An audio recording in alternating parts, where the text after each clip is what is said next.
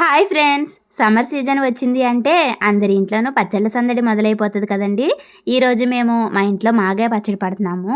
మేము పచ్చడిని పట్టే ప్రాసెస్ ఎలా ఉంటుందో ఈరోజు వీడియోలో మీతో షేర్ చేసుకుంటానండి.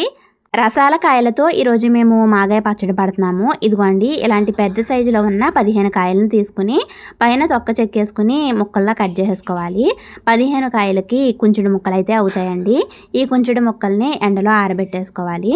ఇప్పుడు పచ్చడి కలపడం కోసం ఎండబెట్టుకున్న మామిడికాయ ముక్కలు, వేరుశనగ నూనె, ఉప్పు, పసుపు, కారం, ఆవపిండి, మెంతిపిండి వీటన్నిటిని కూడా రెడీగా పెట్టేసుకున్నాము. కొంచెం మామిడి ముక్కలతో పచ్చడిని పట్టుకుంటే తవుడు కారం వేసుకోవాలి.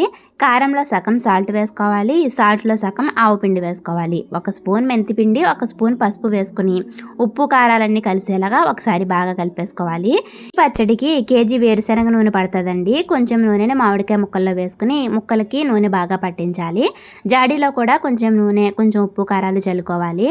ఇప్పుడు ఉప్పు కారాల్లో మామిడి ముక్కల్ని కొంచెం కొంచెంగా వేసుకుంటూ ఇలా బాగా కలిపేసుకుని జాడీలో సర్దేసుకోవాలి. పచ్చడి కోసం మేము వేరుశెనగ గుళ్ళు ఇంకా నువ్వులు కలిపి నూనె ఆడించుకున్నామండి. ఆ నూనెనే వేసుకున్నాము. పైన ఇంకొంచెం నూనెని వేసుకుని అలా సర్దేసుకోవాలి. 3వ రోజు పచ్చడిని తిరగలుపుకుని తాలింపు కూడా పెట్టుకోవాలి. ఇష్టమైతే కనుక ఈ పచ్చడిలో గుప్పెడు బెల్లం కూడా వేసుకుంటే టేస్ట్ ఇంకా బాగుంటుందండి. వీడియో నచ్చితే లైక్ చేయండి, కొత్త వాళ్ళైతే సబ్స్క్రైబ్ చేయండి.